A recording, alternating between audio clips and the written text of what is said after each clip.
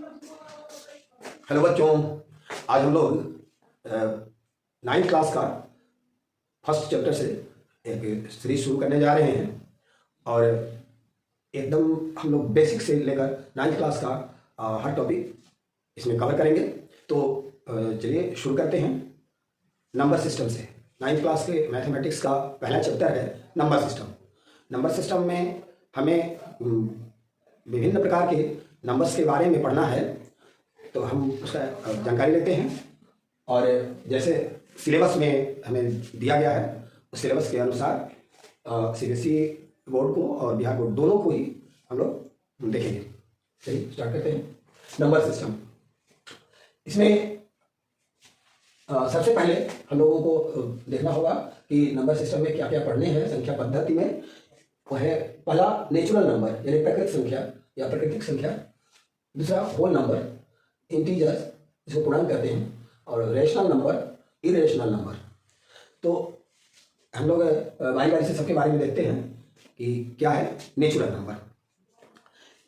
Imagine कीजिए कि जब इंसान में सभ्यता का विकास हुआ होगा और वहाँ काउंटिंग की आवश्यकता पड़ी होगी, कोई भी वस्तु को गिनने की आवश्यकता पड़ी होगी, तो कहाँ से गिनती हो सकती है?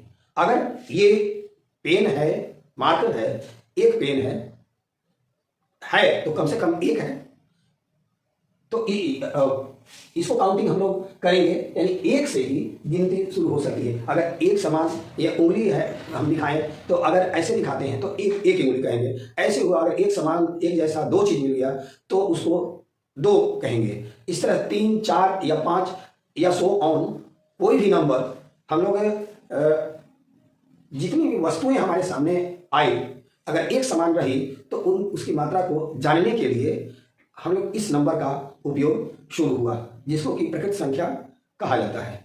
जो चीज मनुष्य ने देखा उसकी काउंटिंग करनी, उसकी मात्रा जाननी चाहिए, तो उसके लिए प्राकृतिक संख्या का उपयोग हुआ, जो कि एक से गिनना शुरू करता है आदमी।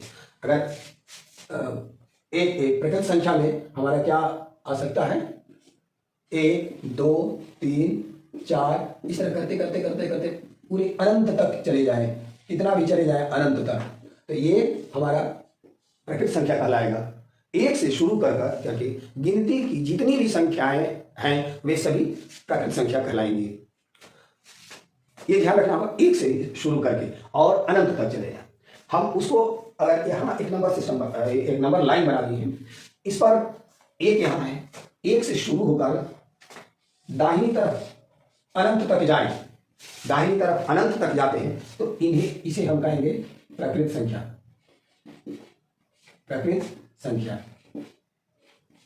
प्राकृतिक संख्या एक से शुरू होकर दाहिनी तरफ अनंत तक जाते हैं, तो ये हमारा प्राकृतिक संख्या कहलाएगा। अब उसके बाद दूसरा नंबर आता है होल नंबर का, कि होल नंबर क्या है। अगर हमें यहां से थोड़ा देर हम कल्पना करें कि एक से शुरू करके एक हाथ में बैग ले ले और उसमें सारे प्राकृतिक संख्या को, गिनती की संख्याओं को उठाते जाए, चुनते जाए और बैग में रखते जाए, तो इस तरह से 1, 2, 3, 4, 5 सो ऑन जितना भी संख्या है इन सबको अगर कलेक्ट कर लेते हैं एक बैग में, तो उस बैग के कलेक्शन को हम कहेंगे नेचुरल नंबर, और इसको हम एन द्वारा सूचित करते हैं, कैपिटल एन द्वारा सूचित करते हैं। एन स्टैंड्स फॉर नेचुरल, तो इसको हम एन द्वारा सूचित करते हैं कि हम नंबर सिस्टम पर जितने भी नंबर्स हमारे लिखे हुए थे उनमें से प्राकृतिक संख्या एक से लेकर 1, 2, 3, 4 सबको उठा लेते हैं, तो उसका जो कलेक्शन हमको प्राप्त होता है वो सेट हमारा नेचुरल नंबर का सेट कहलाएगा। अब दूसरी बात है होल नंबर का, कि ये पूर्ण संख्या क्या है। तो पूर्ण संख्या है कि अगर किसी वस्तु हमारे पास, मान लेते हैं कि कोई 5 बिस्किट है या 5 टॉफी है, एक एक करके हमें टॉफी देना शुरू किया बच्चे को। एक टॉफी दिया तो बच गया 4, 2 दिया तो बच गया 3, 3 दिया तो बच गया 2, चौथा दिया तो बच गया 1, और 5वां दे दिए तो अब हमारे पास क्या बचा? कुछ नहीं बचा। तो इस तरह का सिचुएशन को दर्शाने के लिए कि ऐसी मात्रा जब कोई वस्तु न हो, समाप्त हो जाए, इसकी अवधारणा सामने आई गणितज्ञों की, और इसमें सबने कठिनाई महसूस किया कि भाई इस स्थिति को कैसे व्यक्त किया जाए। किसी पेड़ पर 5 चिड़िया है, एक चिड़िया उड़ गई, फिर दूसरी उड़ी, फिर तीसरी उड़ी, चौथी उड़ी, पांचवी उड़ी। तो अब इसके बाद पूछा जाए जब पांचों चिड़िया उड़ गई तो उस पेड़ पर कितनी चिड़िया हैं। तो ये कल्पना करने की बात है कि उड़ गई, तो उसके बाद वाला जो सिचुएशन है उसको किस संख्या से हम डिनोट करें, किस संख्या से दिखाएं। तो उस संख्या को दिखाने के लिए, उस मात्रा को दिखाने के लिए एक जीरो का आविष्कार हुआ, जो कि हमारे भारत में ही इसका आर्यभट्ट के द्वारा आविष्कार किया गया था। तो इस तरह से जीरो से लेकर गणितज्ञों को लगा कि जब तक जीरो नहीं है तब तक अधूरा है, किसी वस्तु की मात्रा को दर्शाना संभव नहीं है।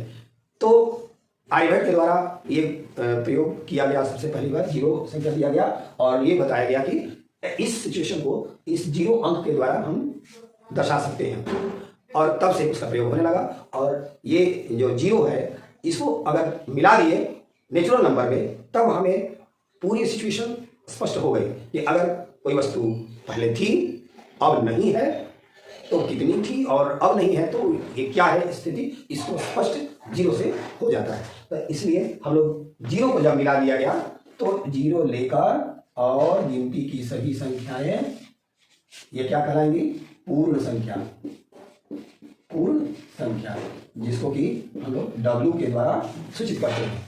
W के द्वारा सूचित करते हैं। W स्टैंड्स फॉर होल, जैसा कि हम लोगों ने यहाँ लिखा है होल नंबर, कि अब ये होल नंबर।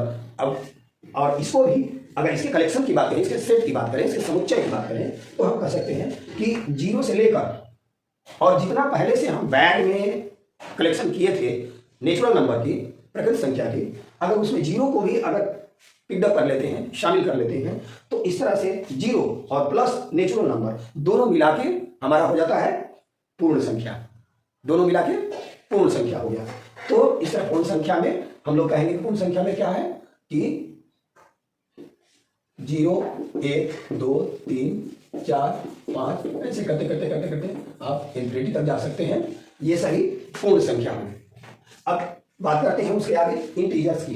ये इंटीजर्स क्या है, पूर्णांक। अब हमने देखा कि नंबर सिस्टम पर तो यहां से 0 से लेकर दाहिनी तरफ सबको हमने पिकअप कर लिया है, उसके बारे में हम अध्ययन कर चुके हैं। अब नंबर लाइन पर कुछ बाएं भी संख्याएं हैं, बाएं भी हैं जो कि ऋणात्मक है। तो ये सभी संख्याएं जो है इंक्लूडिंग विथ 0 1 2 3 4 सब, उसको मिलाकर एक साथ सबको पूर्ण संख्या पूर्णांक कहा जाता है। अब बात आती है धारणा की कि आखिर पूर्णांक की आवश्यकता क्या पड़ी। थोड़ा हम विचार करें कि अगर कहते हैं कि पेड़ की ऊंचाई 10 फीट है, किसी पेड़ की ऊंचाई 10 फीट है, और तो कहां से 10 फीट है, सतह से, जमीन के सतह से पेड़ की ऊंचाई 10 फीट है।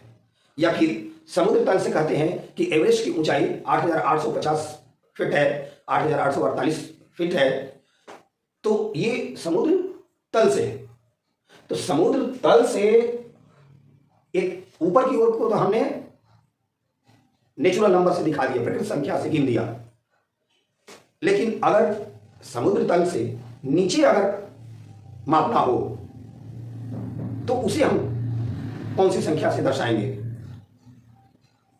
कोई स्तंभ है, जमीन के ऊपर 10 फीट दिख रहा है और जमीन के अंदर वो 5 फीट लगा हुआ है। हम गिनती स्टार्ट करते हैं, जमीन की सतह से मापना स्टार्ट करते हैं। तो जब जमीन की सतह से ऊपर को हम दिखाते हैं नेचुरल नंबर से, प्रकृत संख्या से, तो जमीन के नीचे वाले को हम कैसे मापें, उसको क्या नाम दें। तो इसके लिए हमारे पास से एक साइन कन्वेंशन का उपयोग गणितज्ञों ने शुरू किया कि एक कोई मध्य स्थिति से लेकर से या ओरिजिन से लेकर मूल बिंदु से लेकर किसी या कोई रेफरेंस पॉइंट कहें, वहां से अगर एक साइड प्लस में गिनते हैं तो दूसरे साइड हम माइनस में गिनेंगे। अगर समुद्र तल को हम आधार मान रहे हैं तो उससे ऊपर को अगर हम धनात्मक संख्या से गिनते हैं तो समुद्र तल से नीचे की गहराई को मापने के लिए ऋणात्मक संख्याओं का प्रयोग करेंगे। उनका मैग्नीट्यूड तो वही होगा, लेकिन उनको सूचित करने के लिए, उनको डिनोट करने के लिए हमें माइनस ऋण चिन्ह का प्रयोग करना होगा, जिससे कि ये पता चल जाए कि ये सतह से ऊपर की ऊंचाई है, ये सतह से नीचे की गहराई है। अगर एक दिशा में चलते हैं प्लस में, दाहिने साइड में प्लस में, तो यहां से फिक्स पोजीशन से बाएं साइड में हम माइनस में काउंट करेंगे। इससे हमारे पास ये समझ रखने में आसानी होगी, सुविधा होगी कि जो बाएं तरफ काउंटिंग किए वो ऋणात्मक संख्याएं हैं और दाहिने तरफ धनात्मक संख्याएं हैं। तो इस तरह से कोई भी एक रेफरेंस पॉइंट से एक दिशा में प्लस तो एक दिशा में माइनस पर सूचित कर लेते हैं, जिससे कि उसका सही लोकेशन पता चल सके। तो पूर्णांक में हमारा यहाँ नंबर सिस्टम पर देखें तो यहाँ से पूर्ण संख्या प्लस यहाँ से जो माइनस में भी चल दें तो ये सभी चाहे वो इधर जाए या फिर इधर जाए अनंत तक, या इधर भी जाए तो अनंत तक, जितनी भी ये संख्याएं हैं ये सभी हमारे इंटीजर या पूर्णांक कहलाएंगी। इसको हम लोग जेड द्वारा सूचित करते हैं, इसको पूर्णांक कहते हैं, पूर्णांक इसको जेड द्वारा सूचित करते हैं। पूर्णांक क्या हो गए कि हमारे पास जो पहले से बैग में हमने कलेक्शन किया था पूर्ण संख्या का, जिसमें 0 से लेकर गिनती की सभी संख्याएं थी, अब उन्हीं संख्याओं को जब माइनस चिन्ह लगा के भी अगर कलेक्ट कर लिया जाए, बाएं side number system number line के बाएं तरफ अगर चलते हैं और इन देखते हैं कि जैसे प्रकृत संख्या 1 2 3 4 थी, उसी तरह बाएं साइड में -1 -2 -3 -4 है, इन सबको अगर कलेक्ट कर लेते हैं बैग में, तो इस तरह से हमारा जो सेट कलेक्शन होगा वो कहलाएगा पूर्णांक। तो हम क्या अभी हम लोग देख रहे हैं कि प्रकृत संख्या में 1 से लेकर गिनती की सभी संख्याओं का एक सेट अलग किए थे, फिर 0 को भी शामिल कर 0 को भी उठा लिए तो वो हो गया पूर्ण संख्या। फिर उसके बाद हम ऋण चिन्ह वाले अंकों का भी हमने पिक कर लिया, including with whole number, negative संख्या और 0 और ये प्रकृत संख्या, इन सबको अगर एक साथ कलेक्ट कर लिए तो उनका जो समुच्चय होगा वो कहलाएगा पूर्णांक। अब हम विचार करते हैं कि नंबर लाइन का क्या होता है कि नंबर लाइन एक ऐसी संख्या रेखा है, एक ऐसी रेखा है जिसका हर बिंदु किसी ना किसी वस्तु की मात्रा को दर्शा सकता है, अर्थात कि संख्या रेखा पर नंबर लाइन पर हर बिंदु पर कोई ना कोई नंबर अवश्य है, भले ही वो पूर्ण ना हो, पूर्णांक ना हो, प्रकृत ना हो, होल नंबर ना हो, पूर्ण संख्या ना हो, लेकिन इसका हम लोग तो 0 से 1 आए, 1 हमारा प्रकृत हो गया, 2 प्रकृत है, 3 प्रकृत है, लेकिन 0 और 1 के बीच में भी तो बहुत सारे बिंदु हैं। इसको तो हम कंटिन्यूअस लाइन के से दिखाते हैं, तो इसका हर बिंदु पर कोई ना कोई नंबर है, हर बिंदु पर कोई ना कोई नंबर है, वास्तविक संख्या है। तो उन सभी संख्याओं को क्या कहते हैं, वे किस तरह की संख्याएं हैं, तो अब हम विचार करेंगे इन सभी संख्याओं को। तो अब इसमें 2 तरह की संख्याएं आती हैं, एक रेशनल और एक इरेशनल। रेशनल क्या है, अब रेशनल पर विचार करते हैं। ऐसी कोई भी संख्या जिसको कि हम P/Q के रूप में व्यक्त कर सकते हैं, P/Q के रूप में लिख सकते हैं, जहां Q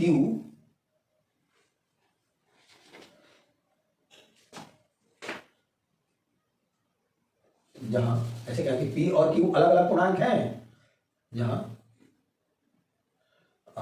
P तथा Q अलग अलग पूर्णांक है तथा Q बराबर नहीं है 0 की। P/Q के रूप में लिखने का क्या अर्थ होता है, ये बहुत सारे बच्चे इस तथ्य को समझ नहीं पाते हैं, उनके दिमाग में ये फीलिंग नहीं आ पाती है कि परिभाषा हम लोग लिखते हैं कि परिमेय संख्या वे हैं जिन्हें हम P/Q के रूप में लिख सकते हैं। Rational numbers are the numbers which can be represented as p by q, जो पी बाई क्यू के रूप में लिखे जा सकते हैं। ये तो परिभाषा की बात है, लेकिन बहुत सारे बच्चे को दिमाग में ये फीलिंग नहीं आती है, हम उसे समझाते हैं, प्रयास करते हैं समझाने का। पी बटा क्यू का मतलब हुआ कि ये क्वोशेंट है। अगर कोई भी नंबर लाइन पर का कोई भी नंबर ऐसा हम लेते हैं जिनको कि एक संख्या में दूसरे से भाग देने पर वो रिजल्ट आया हो, परिणाम आया हो, जैसे एक संख्या अगर 10 ले लिए, एक संख्या 10 ले लेते हैं और दूसरी संख्या अगर 2 लेते हैं, तो हम 10 में 10 भागा 2 करते हैं तो ये 5 आया। तो ये 5 क्या है? 10 बटा 2 का परिणाम है 5। यानी कि 5 लिखने के लिए 5 को हम P बटा Q कह सकते हैं कि 5 क्या है? ये P बटा Q का वैल्यू 5 है। और वो P बटा Q वो क्या था हमारा? 10 और 2। अगर 10 और 2 में हम भाग की क्रिया किए, 2 से 10 में भाग लिए, तो आया है 5। यानी कि हम लोग 5 को 10 बटा 2 के रूप में लिख सकते हैं, और वही P बटा Q है कि P हो गया 10, Q हो गया 2, तो 5 बटा 10, हम लोग 10 बटा 2 जो लिखे हैं ये P बटा Q है। तो हम P बटा Q को 10 बटा 2 भी कर सकते हैं या फिर 5 कर सकते हैं। अलग से अगर कहा जाए कि 5, हम कह रहे हैं कि 5 रेशनल नंबर है कि नहीं, तो 5 को 5 बटा 1 भी लिख सकते हैं, तो ये भी P बटा Q के रूप में दिख रहा है। बहुत सारे ऐसे नंबर हो सकते हैं कि हमको भाग लगने वाला नहीं है, लेकिन अन्य 2 बटा 3 कर दिए, 2 बटा 3, तो 2 बटा 3 में हम ये तो देख रहे हैं कि 2 एक पूर्णांक है, 3 दूसरा पूर्णांक है, अलग अलग पूर्णांक है, और दोनों को बटा के रूप में लिखे हैं। यानी कि 2 में 3 से अगर डिवाइड करेंगे तो उसका जो वैल्यू आएगा वो P बटा Q है। तो वही तो लिखे, जब भाग लेने लायक जो नहीं रहता है तो उसको हम लोग बटा के रूप में ही ऐसे ही लिख देते हैं, 2 बटा 3, तो P बटा Q, वो भी P बटा Q हुआ। और जो पूरी तरह से भाग लग जाने वाला है, तो जैसे 10 बटा 2 लिखे थे, तो 2 बचे 10, 5 आ गया, ये पूरी तरह कट गया, तो उसको हम 5 भी लिख सकते हैं। लेकिन हुआ तो P बटा Q का ही रूप, यानी एक धन पूर्णांक में, एक पूर्णांक में, धन पूर्णांक नहीं, कोई भी पूर्णांक को एक पूर्णांक में दूसरे पूर्णांक से अगर भाग दिया जाता है तो वो कंडीशन हमारा रेशनल नंबर कहलाता है।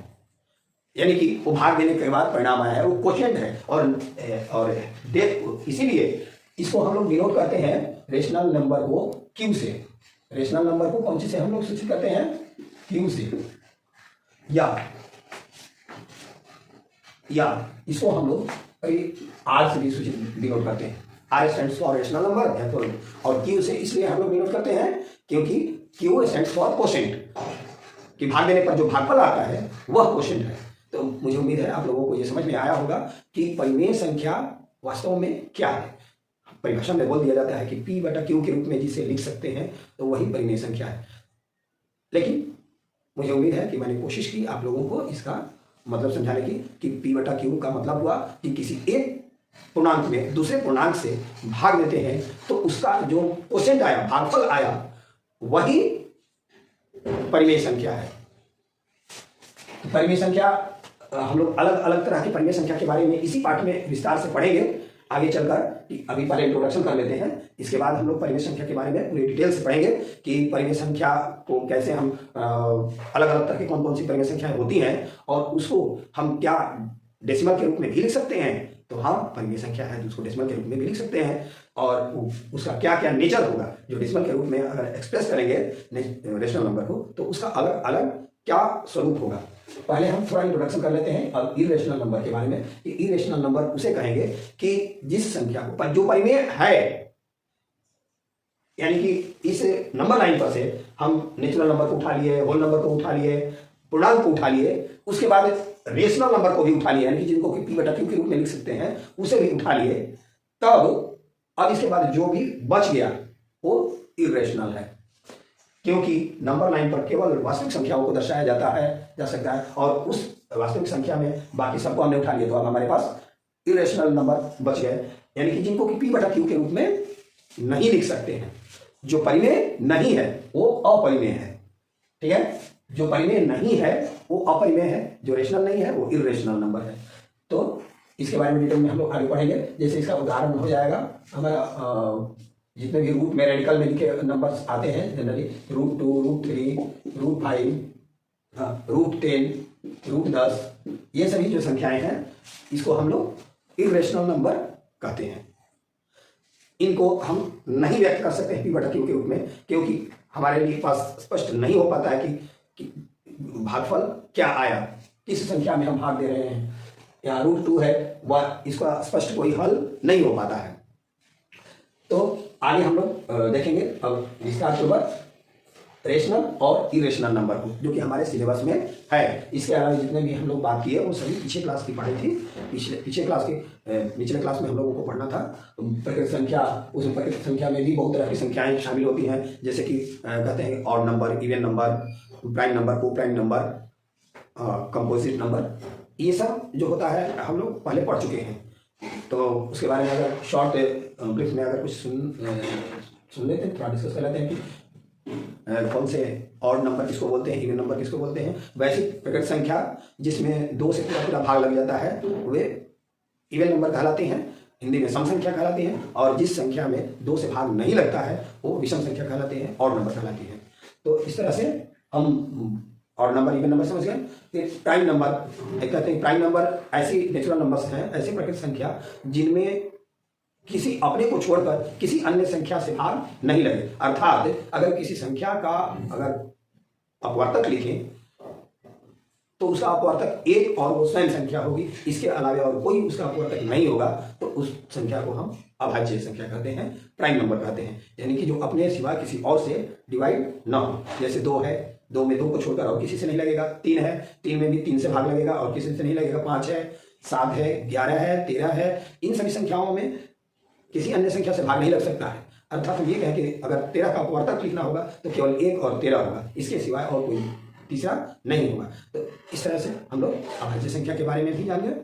और एक कंपोजिट संख्या क्या है? वे कंपोजिट संख्या यानी यौगिक संख्या उसको कहते हैं जो जिसमें अपने को छोड़कर बाकी अन्य संख्याओं से भी भाग लग जाता है। यानी कि जिसका 2 से अधिक अपवर्तक हो। जैसे 4 है, उसका 4 का अपवर्तक 1, 2, 4, 3 हो गया। 6 है, 1, 2, 3 और 6 इतने अपवर्तक हो जाएंगे। तो इस तरह से ये 2, 6, 8, 9, 10, 12 ये सभी जो संख्या है वो कंपोजिट नंबर्स कहलाते हैं, क्योंकि उनमें अपने को छोड़कर और संख्या से भी भाग पूरी तरह से लग जाता है। उसके बाद एक को प्राइम नंबर कहते हैं। को प्राइम नंबर ऐसे नंबर्स के जोड़ा को बोलते हैं, कहा जाता है, जो जिनमें कोई भी फैक्टर कॉमन नहीं हो। जैसे कि हम कह सकते हैं कि 8 और 9। अगर 8 और 9 की बात करें छोटे के लिए 8 और 9, तो 8 का फैक्टर हो जाएगा 1, 2, 4 और 8, जबकि 9 का फैक्टर हो जाएगा 1, 3 और 9। एक तो सबका होता ही है, एक की बात नहीं करेंगे, तो एक को छोड़कर और कोई भी नंबर जो है दोनों में के अपवर्तक कॉमन नहीं होते हैं, इसलिए उनको हम लोग उन दोनों संख्याओं को आपस में को प्राइम नंबर या जुड़वा अभाज्य बोल रहे हैं, सॉरी, इसको को प्राइम नंबर सहअभाज्य संख्या करेंगे। और जुड़वा अभाज्य ऐसी संख्याएं कहते हैं जिनके बीच का अंतर 2 होता है। एक के अंतर पर जो आने वाली संख्याएं हैं अभाज्य संख्या, उसको जुड़वा अभाज्य कहते हैं। जैसे कि 11 और 13, 17 और 19, ये 11 भी अभाज्य है और 13 भी अभाज्य है, लेकिन दोनों के बीच में केवल एक संख्या आती है 11 और 13, यानी में अंतर 2 का है। 13 में से 11 2। उसी तरह 17, 19, फिर 29, 31, ये सभी जुड़वा अभाज्य संख्याएं कहलाती हैं। तो मुझे उम्मीद है आप लोगों को नंबर सिस्टम का इंट्रोडक्शन पार्ट समझ में आया होगा। हमने बहुत अच्छे से प्रयास किया कि आप लोगों के अंदर एक बढ़िया समझ विकसित हो सके। तो ये इंट्रोडक्टरी वीडियो था। नेक्स्ट वीडियो में हम विस्तार पूर्वक पढ़ेंगे कि रेशनल नंबर क्या है, इसका डेसिमल रिप्रेजेंटेशन क्या है, और उसको फिर डेसिमल से कितने तरह का रेशनल नंबर होता है, उसका डेसिमल एक्सपेंशन किस किस तरह का होता है, ये सब अगले वीडियो में हम लोग देखेंगे। तब तक के लिए धन्यवाद।